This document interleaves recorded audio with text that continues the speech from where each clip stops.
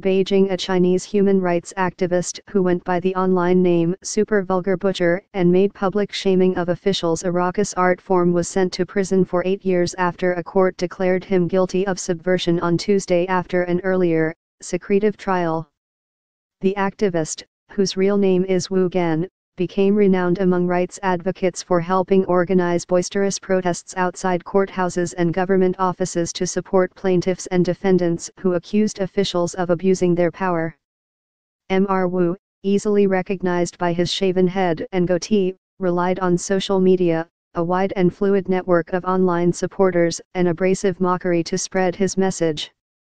The verdict underlined how under President Xi Jinping, determined activists like Mr. Wu, who once survived at the edges of official tolerance, have come under concerted attack from the police, prosecutors, and courts, with state news media often acting as a cheerleader. The court in Tianjin, a port city near Beijing, where Mr. Wu was tried and convicted, said that he had used rights defense and performance art as a ploy to seriously harm national security and social stability, said an official summary of the verdict. For a long time, Wu Gan used the internet to disseminate voluminous statements attacking state power and the constitutionally established state order, and he promoted the idea of toppling the wall through subversion of state power, the court said.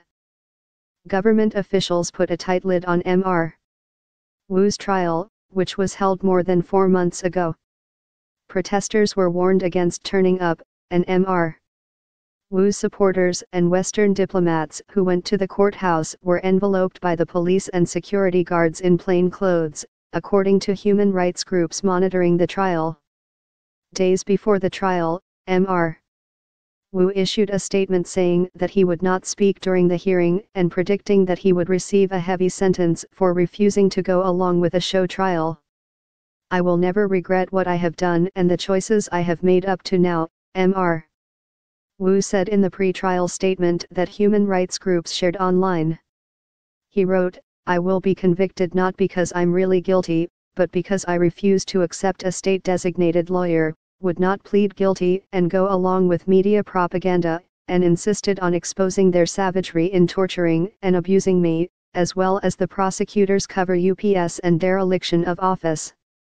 The Tianjin Second Intermediate People's Court, where Mr.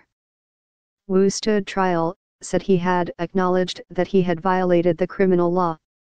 But the court's brief summary did not say Mr. Wu had pleaded guilty, and it noted that his lawyers disputed the prosecution's case. Mr. Wu's defense lawyers Yan Xin and Ge Yongzi refused to comment after the trial. In addition to the 8-year prison sentence, Mr. Wu was deprived of his political rights for 5 years. In handing down the verdict, the court said Mr.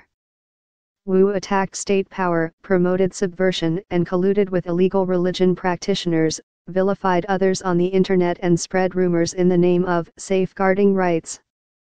The court said the case involved state secrets, meaning that the trial was even more restricted than usual, and the state security police held his father, Su Xiaoshun, in his hometown in the eastern province of Fujian, according to a Twitter account that has issued statements from Mr.